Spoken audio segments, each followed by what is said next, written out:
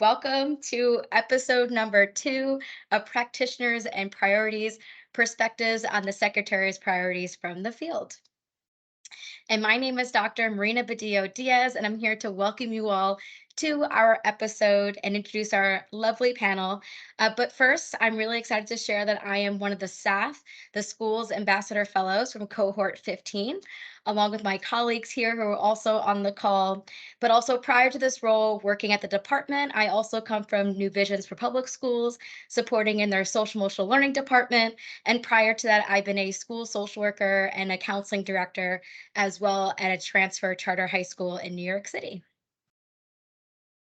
And so next up, I would love to introduce our panel. And first, we are going to hear from Lena Cox, who's the Chief of Staff and Head of Schools of Elect in Washington, D.C. Hi, everyone. I am Lena Cox, and as of next Saturday, I am the head of school as of July 1st. I am the head of school at Capital City Public Charter School in Washington, D.C. We are a pre-K 3 through 12th grade program. And prior to stepping into the head of school role, I was the founding middle school principal at Capital City, and I was in that role for the past 10 years. I am also a proud alumni of the School Ambassador Fellow. I was Cohort 14, so I was sitting in these seats last year, and I'm really excited to be here and be a part of this important conversation. So thank you for having me. Thank you, Lena. And next up, we have Greg Lucas, who's the Director of SCL, also from New Visions for Public Schools. Hey, Marina. Hey, everybody.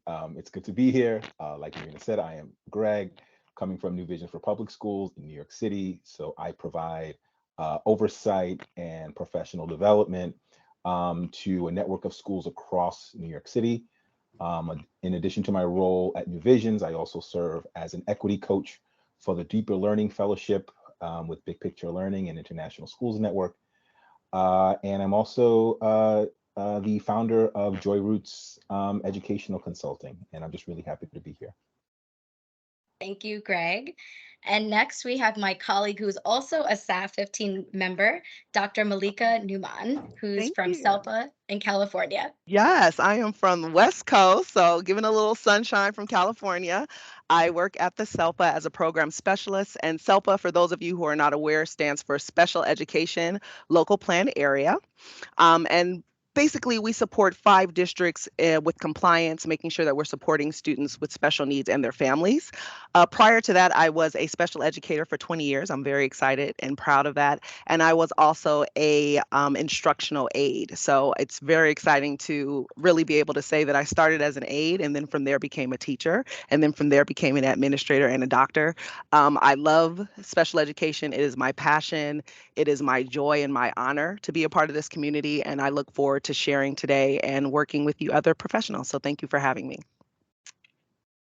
Thank you. And last but not least, we have Natalie Welrund, who's the director at the Center to Improve Social Emotional Learning and School Safety, also from California. Hi, bringing it home for California. I am so pleased to be here with you all. As Marina mentioned, I'm the director of the center with the long name. We call it CISLS for short. The center is housed at West Ed. In addition to directing the center, I'm also the director of a content area at West Ed called Resilient and Healthy Schools and Communities. This is the first time that I'm meeting my fellow co-panelists, and I'm just making all of these connections. So I just want to say that I also served on the board of Envision Education for 6 years and have been a big fan of Big Picture and New Visions. And so thank you so much for having me, and it's lovely to be here. Thank you.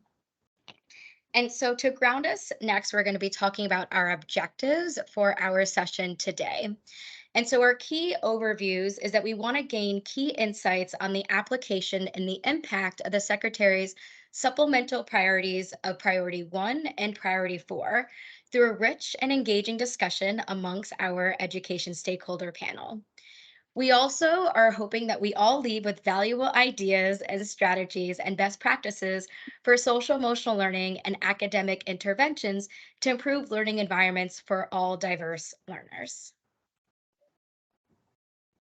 And to ground us in what are the priorities of number 1 and number 4. So priority number 1 addresses the impact of COVID-19 and students, educators, and faculty, where priority 4 focuses on the meeting of the social, emotional, and academic needs of students. However, all 6 of the Secretary's priorities are really here to address the needs of all educators from early childhood education to elementary, middle school, and high school, and also post secondary as well. These priorities really provide a vision and a framework for the interventions to support all of our students, with the intention of creating systemic, long lasting change to meet the diverse needs of all of our students across the country. And so, next up, we're going to begin our panel discussion.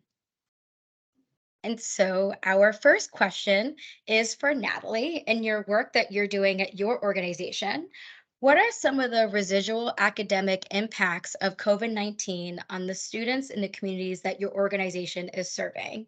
What resources and supports have been put in place to support those students in the aftermath of COVID-19? Thank you so much for that question. I feel like this is a question that everyone on this panel could respond to, and we could probably talk for, forever about it, for 4 hours probably. But what I would offer is probably something that's no surprise to anyone who's listening. So what we've seen is a really dramatic increases in the need for mental health supports. We've seen enormous increases in young people navigating anxiety, depression, even suicidality, for example. We've also seen systems leaders navigating the exact same thing. We're all human beings, and we've all, had to navigate a lot through this pandemic. The system leaders we are working with have also been navigating and sharing with us that they're working through the politicization of their work. So ideas like social and emotional learning, trauma-informed practices, equity are being met with responses that I would say are really rooted in fear. And it's creating obstacles for providing learning communities with the evidence-based practices that they need to support their well-being. So the guidance that our center has been offering has really been grounded in a couple of important concepts. So the first is the science of learning and development, which shows that all human beings develop along 4 really interrelated domains: social, emotional, academic, and physical. And well-being in one supports the well-being in others. They develop together. So we have really been helping people think about the fact that in order to support young people in achieving at really high levels and accelerating their learning after a pandemic, they have to attend to their social and emotional well-being first and in an ongoing way. And this idea of the interrelated development, that is the grounding science behind the idea of serving the whole person, right? That you're serving all 4 domains. The second really important concept that we've been lifting up for people is around equity. So as educators, we're responsible for the learning and development of each and every one of the young people that we are serving. And so our center is really trying to encourage people to take a really intentional inquiry around who our systems and practices are serving well and who's being left behind. And then thinking about how we shift those systems, practices, relationships, and mindsets to serve all young people. And I think that I would maybe really say, share that. I don't know whether I meant to ask before we got started whether we're able to share things in the chat. But along the way, I'm certainly happy to share some resources and things. In the pandemic, we created a resource around how schools and districts can learn from young people in strengths-based ways about what's worked well for them and what's not worked well for them, so that their voice and their leadership is a part of the pandemic response. It's not just the adults adulting. So hopefully that was helpful and not too long, but that's what I would offer for that question. Thank you, Natalie, for sharing your insights. And yes, to the panel, you are more than welcome to share some resources in the chat. We'll make sure that's also sent along with our webinar recording when we disseminate it. But Malika, I also wanted to ask you the same question from your vantage point overseeing special education in your districts in SELPA and California. And if you want to just elaborate a bit again of the residual academic impacts on the community and services and students that you serve. Yes. So, I mean, one, just to be completely transparent, I think that we're still learning about the residual impacts, especially when we're looking at students who have disabilities, and also understanding that there is a spectrum with students with disabilities. And oftentimes, when we speak about students within this population, we are referring to higher functioning students, students who kind of tend to look like everyone else and are able to have access to academics. Social emotional supports in a more typical sense. So I do think it's important to really just stress that there is an entire spectrum of students who have been impacted, and oftentimes those students who have more medically fragile needs, who have more intense needs in terms of cognitive, physical impacts, they're not.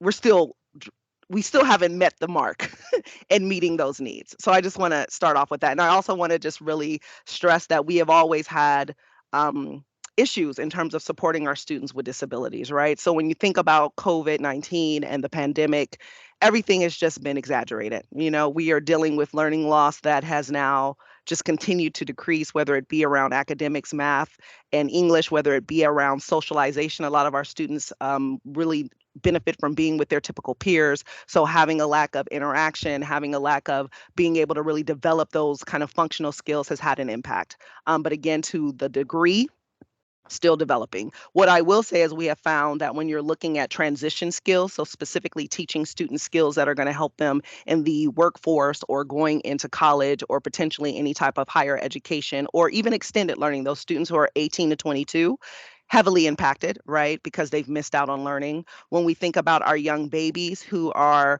0 to 2, we're having real concerns about actually being able to identify these students and making sure that they're getting services early on. When you think about students who are already in K through 12, we're having issues with over identifying students, right? Because we're coming back, we're seeing the social emotional needs and making sure that we actually know how to assess those students. So I think those are all things that we are challenged with. Um, in terms of things that we're putting into place, we definitely received a lot of the emergency funds, right? The emergency reliefs that were given from the state of California to help with learning loss.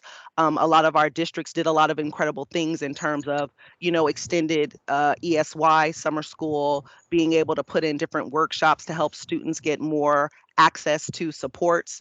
But a continual concern we have is ongoingly, right? How do we keep that support in place, especially with funding being cut?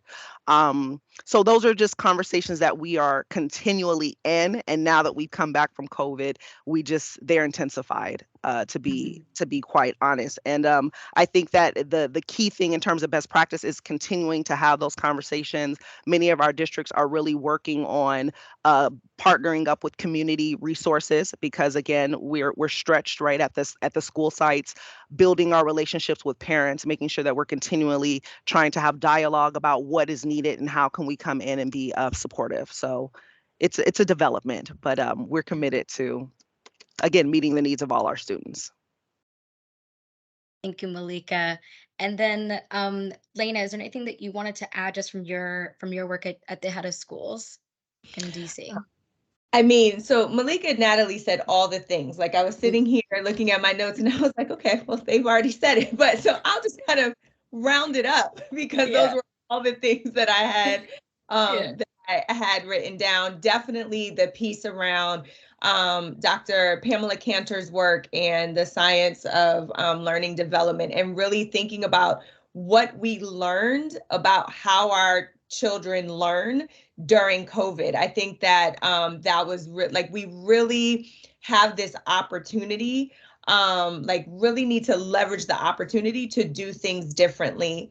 You know, having been a pandemic principal and the number of iterations that I had to go through between March of 2020 and, you know, even last school year and just, you know, shutting down and hybrid and reopening and learning hubs and all of these different things, we learned so much about what our students truly needed and how they were learning.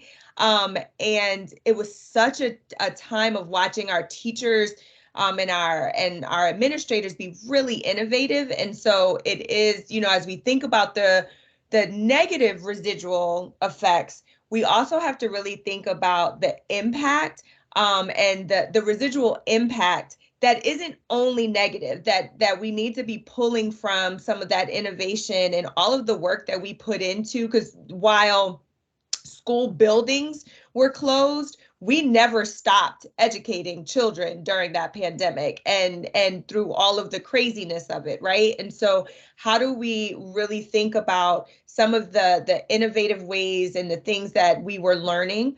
Malika said what I continue to, what I always say, like COVID didn't create these gaps. It did not, all of this did not start in March of 2020. It was just exacerbated. And it was, it was just seen by everyone. And so, but those of us that were in this work, we knew this and we knew those things. And so those residual effects aren't just the residual effects of COVID. We're still seeing the things that were wrong with, what we were doing and how we were doing some things before the pandemic. And so really thinking about what that looks like, and just highlighting to our students with disabilities. And I also have a very large English language learner population. And so the struggles that we saw with those particular subgroups is just also something that we're really still having to dig out of and really think about what that looks like. And also that struggle with socialization. When you pull children, especially at some of these major developmental stages, I was a middle school principal. The pandemic was the absolute worst thing that could have happened socially for that age group, because that is literally a part of their developmental growth that was stunted due to the pandemic. And so we have to think about what that means, and how we work backwards from that and not act like it didn't happen or not try and move on. But there were years that were actually lost. Even if we think separately from academics, there were years that were lost socially that we have to make up for. And we have to think about how to support our students through social emotional learning because of that loss, in addition to literacy and math and all of those pieces as well. So thank you. And I know we're going to move to question 2. Greg, we're going to make sure we get in the next round. We want to make sure we get through all the questions today. So for question 2, the COVID-19 pandemic really shined a bright light on the digital divide and the need for high-speed broadband and the need for students to have devices. So schools that had a lack of access to these technologies pre-pandemic found it especially challenging to provide those high quality instructions and also access to technology. So back to you, Lena, as well. Do you want to just add, how did your school navigate the digital divide and what lessons have you learned? I mean, the first part of the digital divide is really naming also what it truly is, which is an equity issue in this country. And the digital divide is definitely attached to race and class. And so, and again, that was not created by the pandemic, it was exacerbated. So those issues were happening in our public schools well before 2020. And so I will say, our schools, we were definitely blessed in the ability to what we were able to do for our students and how what we were able to send off. We actually, we became a one-to-one school. We were already invested in our technology and we're doing some of the things, some of the online platforms. We were already innovating with that and kind of doing some creative things with that before the pandemic. And so when the pandemic hit, we were able to shift in a direction that we were already headed. And I own that as a privilege, as a school leader, that was a privilege because that was not what it looked like across all of our schools. But I think that, when we think about coming out of this, like, what did we learn and what do we need? We need the increased funding and access, and we need stronger broadband, and we need the ability for everyone to access those pieces. I think, again, about the innovation and where things landed, we also created positions that, due to the additional funding, we were able to, and we still been able to maintain, but we created these instructional technology coordinators and have made a very conscious effort an intention around prioritizing the investment that we're making in our technology. I think a lot of times what's happening is people are seeing that as frivolous, or like our money needs to go somewhere else. We are in a digital world right now. And so if we are not, it would be the same as back in the day, if all of a sudden all of these students didn't have any textbooks, they didn't have any supplies, they didn't have any resources, we would see that as a problem. It is the same thing when you are living in a digital time, when students do not have access to broadband and to laptops and all of that different technology. We have to see that urgency the same. So we've created positions. We have so these instructional technology coordinators really are talking, like looking at how technology is embedded into instruction and not seen as two separate things. We're also engaging our families. Our families are not always digitally literate, and so we hold digital technology literacy classes, and really as ways to help our parents also be able to engage with their children. Going back to how I started with this being an equity issue, we also can't just give all of these things and then not teach our families, our students, everyone in our community how to actually access and use these pieces as well. Mhm. Thank you, Lena. And so, Greg, from your work at New Visions Public Schools, how did New Visions address the digital divide? I mean, Lena just said all the things, didn't she? I mean, she dotted all the I's and crossed all the T's. I think that was a real comprehensive response around how we need to address the digital divide. And similarly, we, as a network, we did think about meeting needs, moving to one-to-one device distribution to make sure that our students had access, working closely with the city and other programs to ensure that students had equitable access to the internet. Again, recognizing that these issues are long-standing issues that go back way farther than the beginning of the pandemic. The one other thing that I would add was just really emphasizing how to prepare teachers how to move into this space, right? It really sometimes is the luck of the draw. You may have a teacher who's particularly comfortable and well versed in Google Classroom or some other aspects, and they've been incorporating that into their instruction for a long time. And then you had folks, when the pandemic hit, they've been leveraging worksheets for a long time, right? And so this kind of forced a lot of folks to begin to access Zoom and Google Meets and other devices and technology in a way that they were not comfortable. And a young person's engagement with technology shouldn't depend on the comfort level of the educator. And so it really falls on the responsibility of the school and the district to make sure that teachers are prepared to teach young people to engage them in a way that they can identify with, right? And so I think that that's been an expectation, that we're moving away from just, creating spaces that are just leaving it up to kind of instructors to kind of figure out what works for them, and really creating kind of like a technological baseline for how we're going to move education moving forward, because we are not raising kids to inherit 2001 or 1995 or whatever it is that we went to school, but we are raising young people into a digital age, and we need to have an education that matches that. Thank you, Greg. And then Malika, from your lens, with your supportive services for special education, is there anything that you want to contribute to the digital divide?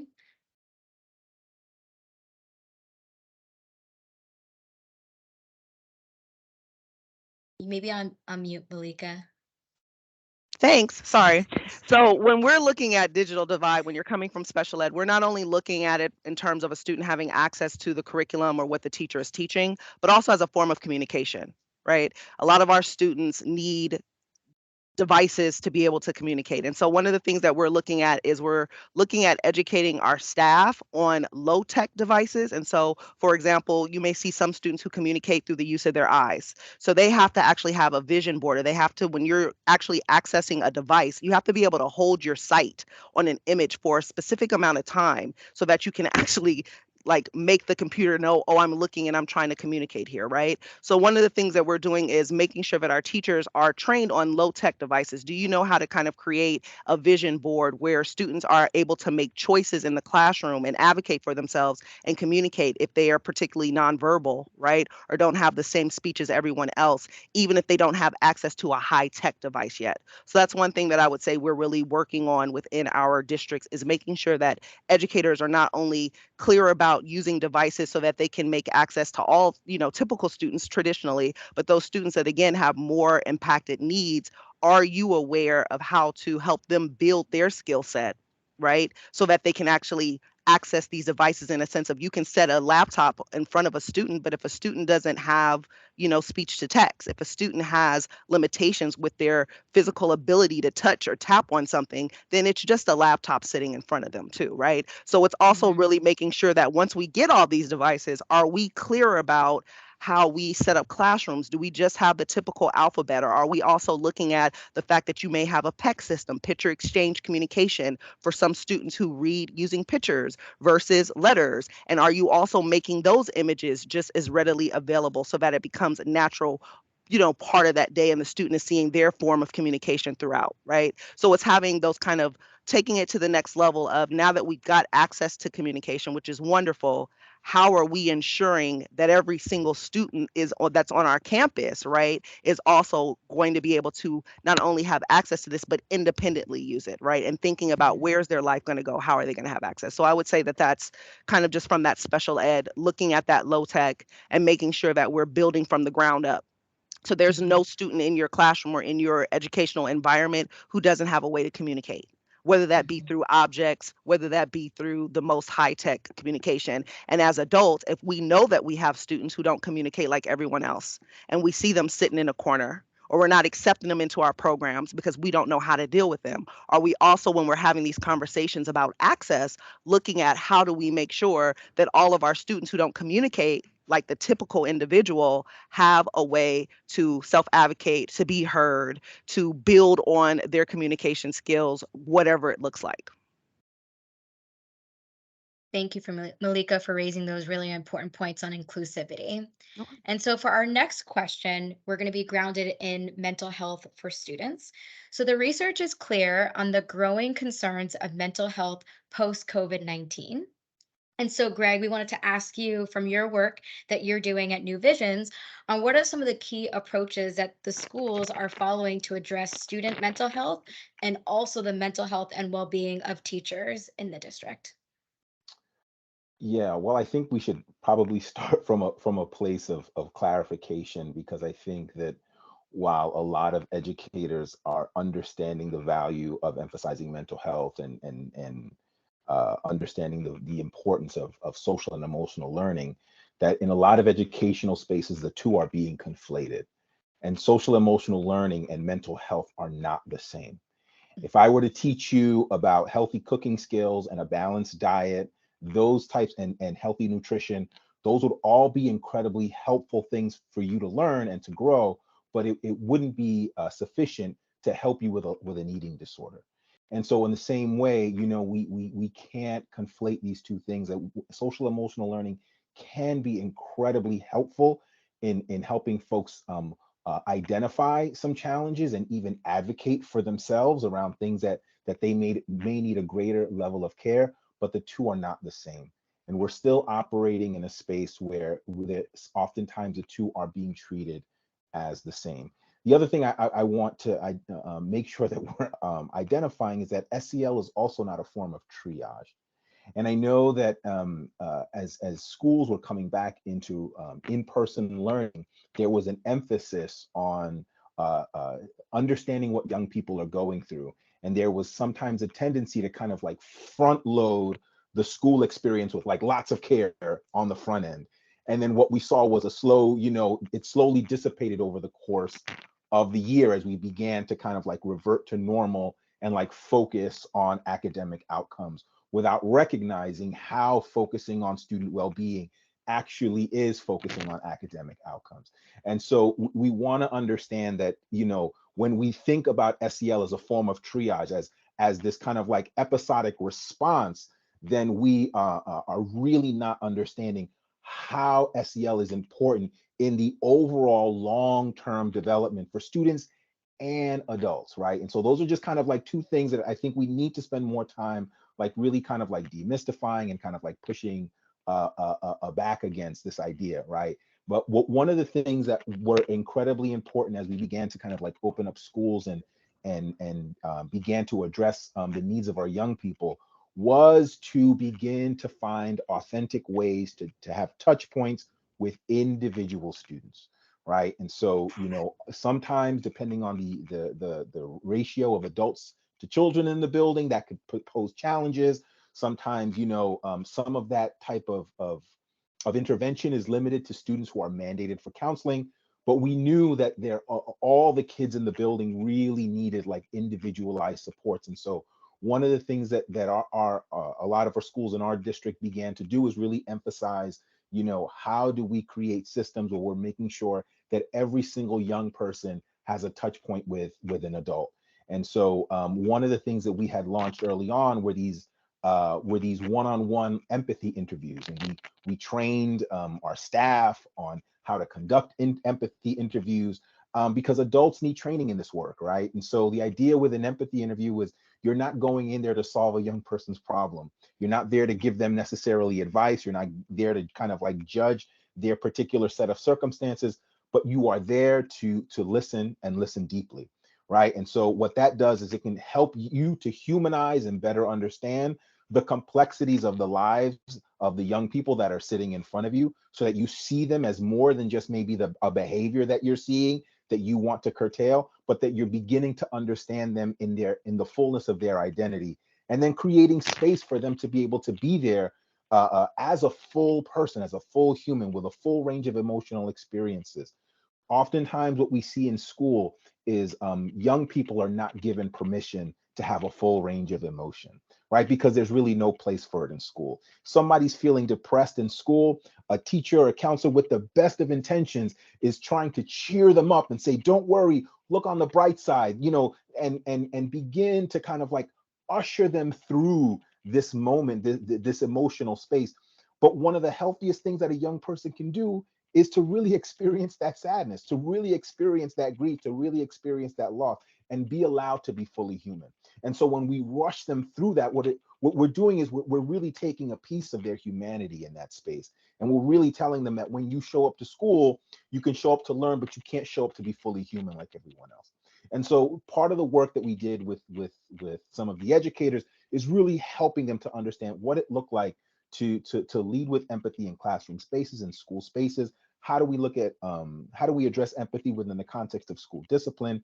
And then, you know, we actually started getting them to spaces, doing some role playing around like empathy interviews and things like that. And we saw that, you know, teachers were able to go back into school spaces and meet with young people in ways that were more transformative, where they were able to connect with young people on a much deeper level. And so when we also focused a lot of the SEL development on teachers. You know, I understand that we live in an era where there's a company that'll sell you anything under the sun and tell you that it'll fix your school. There are people, salesmen lined up at your door. Every principal gets a dozen calls. You know, I get calls and emails every single day with folks selling, and I'm not dismissing all of the products and innovations that exist. But if you think that buying a curriculum, buying a program, buying some software is going to somehow be the thing that's going to implement SEL in your building, you're going to be very underwhelmed. The reality is that the most powerful way to teach SEL to young people is to demonstrate it. And so that really requires us to really be thoughtful and intentional about how we teach and promote the social and emotional development of the adults in our building. Right. And so, you know, I think that we've also spent a lot of time over the last few years really helping school leaders to understand the power of their emotional intelligence, how it impacts their leadership, how it sets the tone for emotional intelligence to kind of like exist in their schools with integrity. And then we were really teaching the instructional staff and the support staff around what does SEL look like for you, right? What are some things that you really want to focus on? And so getting into that space really promoted a space of empathy, of reflective listening, and it really kind of helped them to generate the tools that they need to teach SEL with authenticity to their young people. Excellent points. Thank you, Greg. And then Natalie, from your work that you're doing at the director, as the director of the Center of Social Emotional Learning and Safety in Schools, do you want to Yeah. add anything to the approaches? I do. Greg took us to church, so thank you for that. But I'll add just a couple of things to it. So I want to underscore Greg's point about the conflation of SEL and mental health, and that SEL isn't triage. There are a lot of people who define the relationships between SEL and mental health very differently, and I'm not even going to step into that debate. But what came up for me when you were speaking, Greg, is the idea that so many of our schools think about this work in a multi-tiered approach. And what we know about strong MTSS is that you start off with a really strong foundation that serves all children. And then you think about your referral process and who you're serving in targeted groups and in more intensive settings. So SEL can really be about, instead of thinking about, let me go buy this program and paste it on the children and hope for the best, how do I tend to my relationships with young people and with each other? How do I model it for them? And how do I create strong environments? And that creates a strong universal foundation for the other mental health supports that you may wish to offer.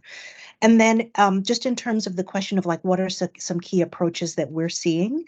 I will say that we have been seeing a lot of really powerful cross-sector and cross-agency partnerships come up, right? Mhm. And in particular, I think about in California, there's a huge statewide initiative called the Children and Youth Behavioral Health Initiative. I know there's a lot of work where people are thinking about how can our mental health providers and our educators work together to support the whole person for both the young people and the adults. The other thing that we're seeing is a huge push in many states around community schools, and that sort of ecological approach to well-being and to academic excellence. And I know that we have so much to talk about, so I'm going to just pause there and let you keep going. So. Thank you. And then Lena, anything that you wanted to add from your work? I just want to add that I think one of the things that, and again, like COVID lifted this up, but I feel like our response in education so many times is to be reactive versus being proactive. And when you really dig into social emotional learning and thinking about the whole child, and how to be proactive with that instead of trying to use it like it's been said, like using it for triage, if we're really looking at social emotional learning the same way that we're looking at academics and knowing that they're not two separate things and that you can't have one without the other, then we're in more of a proactive approach to educating the whole child. I think the other piece is really, like the question being like, what are some key approaches? Here's one that, might shock a lot of people, but why don't we listen to our kids, right? Let's ask them how they're feeling. Let's ask them what they need. And then actually let's listen and let's pull some action steps into place based on what they said.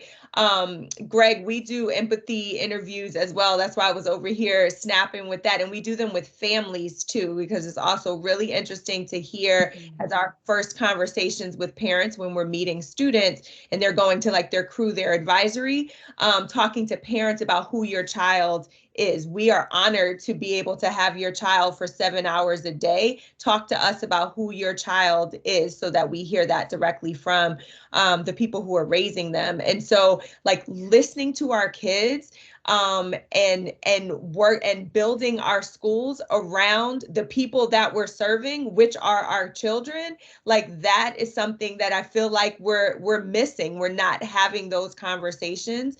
And then the last approach is bringing joy back into school. We're so focused on like very regimented, particular things. If the adults are dragging and the adults are not okay, our babies aren't going to be okay. They're responding to how the adults are. The adults are the models in there. That when we came back from the pandemic, everyone kept talking about like the kids are not okay, and neither are the teachers. Like all of us just went through all of this together. And what are we doing to really hone in on truly supporting everyone who is in that building? If you have adults in that building that are struggling, you're going to have kids who are struggling. And so how do we also target the mental health supports and the social emotional learning for adults through professional development? We can't just send adults into workshops. They should be getting some SEL professional development as well. Like we're all in this piece together, and we're looking at it, it's real compartmentalized, and we're looking at it the wrong way. Thank you.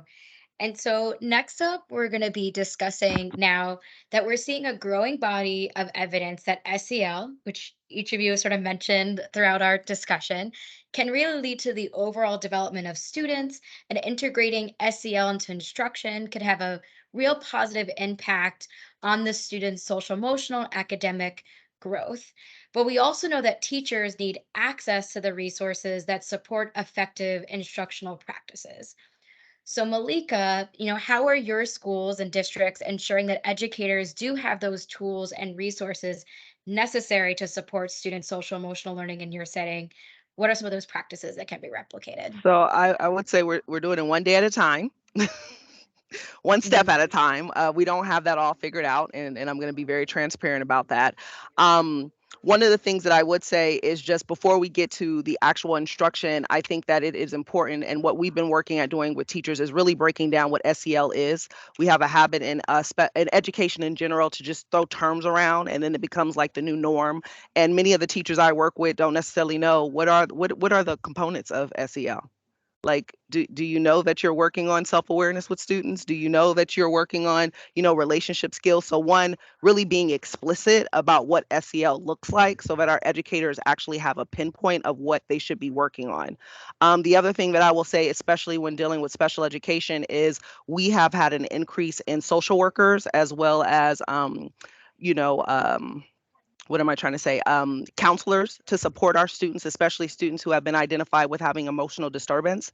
And one of the things that I'll be very honest and transparent about is that there is still a culture where it is special ed or those kids over there. And so go get those specialists over there to go help those kids versus there being our kids.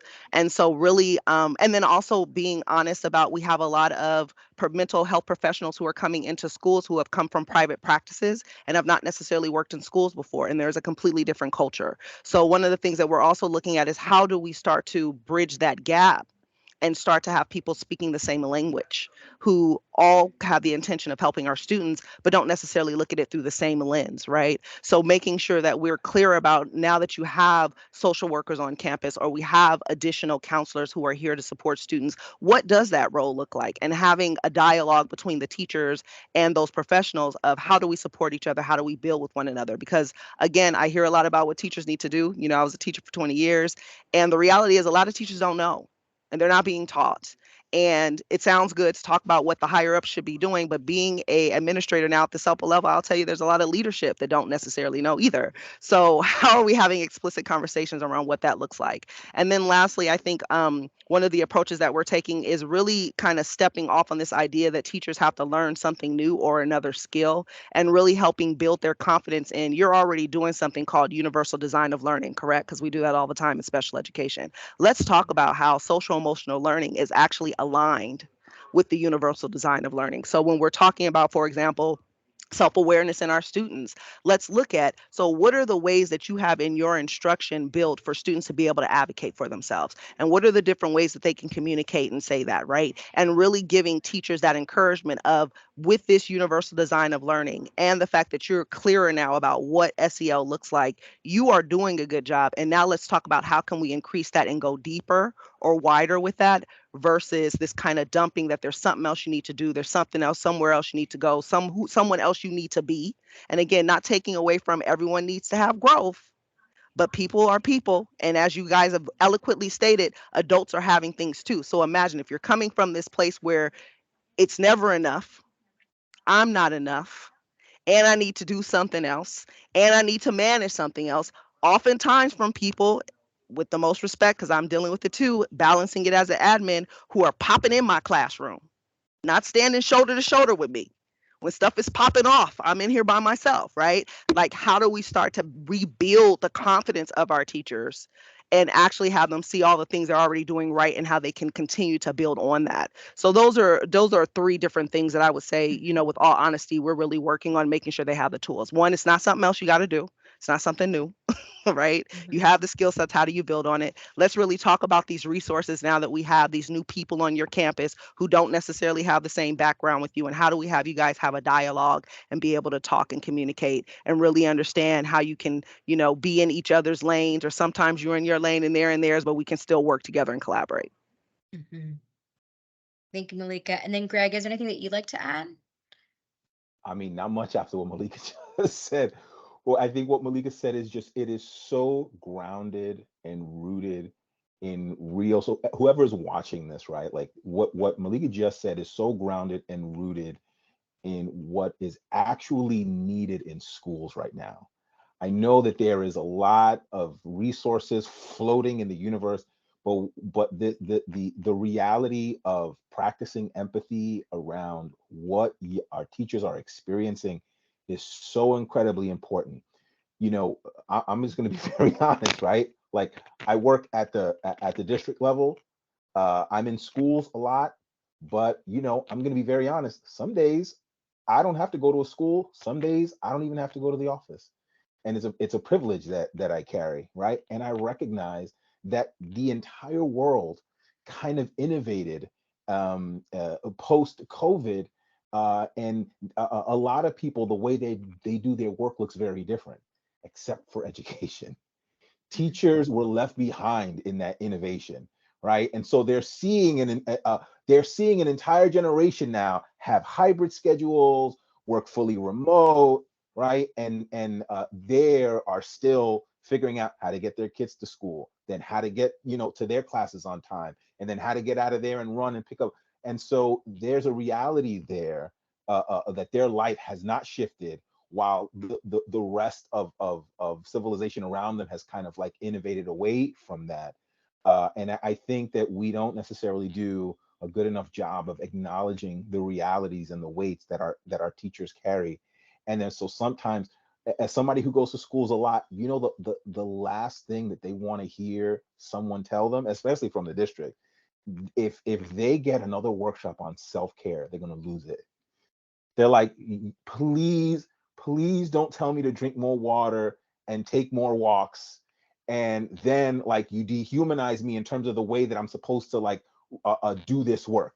I have little support, right? Little resources. So we have to start with recognizing how are people in positions of power dehumanizing folks, right? And then how crazy it looks for them to also say, well, you got to take better care of yourself, right? And so the first question is, how do we make sure that we're taking better care of the humans that are doing this incredibly courageous job, right? And just to kind of, I guess, give you a little bit more of like a technical answer, with us, like we really re-emphasized school advisory. And I think Elena kind of referred to it a little while ago, and we saw school advisory, particularly in the high school space, as a really powerful space to kind of ground students and create peer-to-peer connections and promote healthy relationships between adults and students.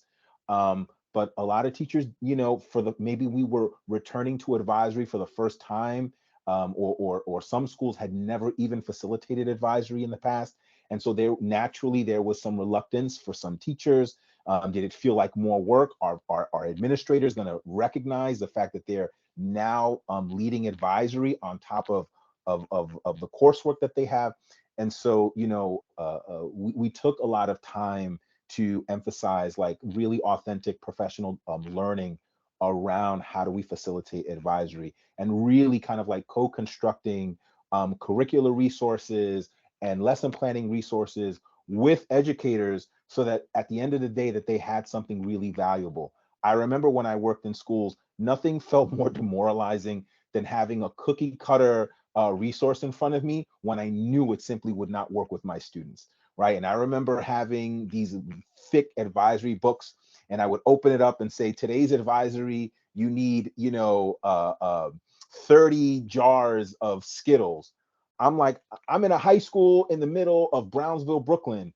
We don't have 30 jars of anything, right? And so I remember, like, having things that just really didn't meet the needs and the expectations, or all of the examples that were illustrated in these books, just had no urban context for the realities of our experiences. And so I was like, I can't use this, doesn't resonate. And so, making sure that teachers have curriculum and resources that are going to truly meet the needs that they have in front of them, I think is really important. And part of the work that we did was co-construct a lot of these resources alongside teachers. And we also brought in students to co-create resources, so that we felt really good about the work that we were able to do in some of those supportive spaces.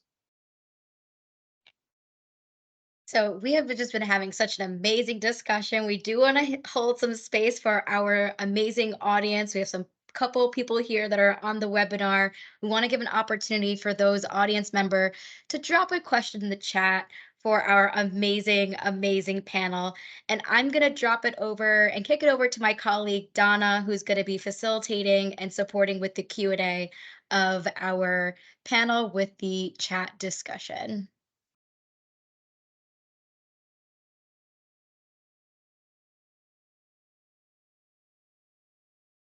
Thanks, Marina. I don't see any questions. Oh, okay. We have one from Lauren. So the question is, how are you implementing academic interventions to support diverse learner needs in special education? What are the successes and what are the challenges? So I'm assuming that's for me. So again, it's an ongoing thing. One of the things that we are dealing with, and that has been a real struggle, is compensatory time. So in the world of special education, especially here when we're looking at California and in my field, in the sense of I'm supporting the entire spectrum, we want to remember a couple of things. One, special education is a service, not a place. So a lot of our students have services that are implemented within their IEPs. If they have speech, if they have resource rooms, so that's embedded in their day. Where we are seeing a downfall is that we have a lack of staff and support. And also during the pandemic, there was a lot of services that were not provided with equity and fidelity, particularly for students that had more severe needs, because they weren't benefiting from online learning when you need someone there to be in person with you. So we've been dealing a lot with compensatory time. So some of the things that we have done to try to help with that is, for example, having educational labs where some of our districts will extend the school day to be able to hopefully have service providers there to work with students intimately, doing a lot more push-in opportunities, push-in services for those students who have had the opportunity to be in inclusive settings so that they're learning and being able to work with their peers to actually build on their skills. Again, those students who are more so in a single day class or a more isolated classroom, trying to be more creative with the learning. So for example, looking at more project-based learning, looking at ways to take content and actually have it be hands-on and meaningful for students. And then we also have our districts who have extended their ESY, their special, what am I trying to say? Sorry, summer school program. So those have been extended. One of our districts is doing it for a month and a half. Typically it lasts for 3 weeks. We have the majority of our districts are doing it for at least 4 weeks or longer, and also extending the time of the day. But again, when you're dealing with students with disabilities, particularly looking at the spectrum and not just our high functioning students that we're used to, that's very jarring on students to be sitting in classrooms or in these kind of isolated areas for so long. So you also have a lot of behavioral issues that are coming up that we're trying to manage as well. So I would say that on the academic front is happening. The other thing that we have done in our area is we are increasing our parent workshops. So really trying to empower parents to look at how can they use, for example, best practices to work with their child at home around behavior or socialization or communication skills or basic functional academics. And then lastly, pairing with our college, we have CLC, which is a college that's here. And so looking at how do we bridge that gap and give students more transition opportunities to, again, build and develop their skill sets, those functional academics. So functional math, being able to count, being able to do, again, self-care for yourself, learning how to feed, learning how to prepare meals. We have a population of students who need that support to be able to have independence as adults. So I just want to, say again, my field is a wide spectrum, and a lot of our focus is often on students that we don't talk about at all, right? And I think that, again, not like as a disrespect to us, but even in this conversation, I'm clear that a lot of the students that I'm speaking of have not necessarily been thought of and brought in the conversation, because a lot of people are dealing with, I don't know how to actually have access to students that have such impacted needs. So those are things that we're ongoingly trying to do to support our students and our communities.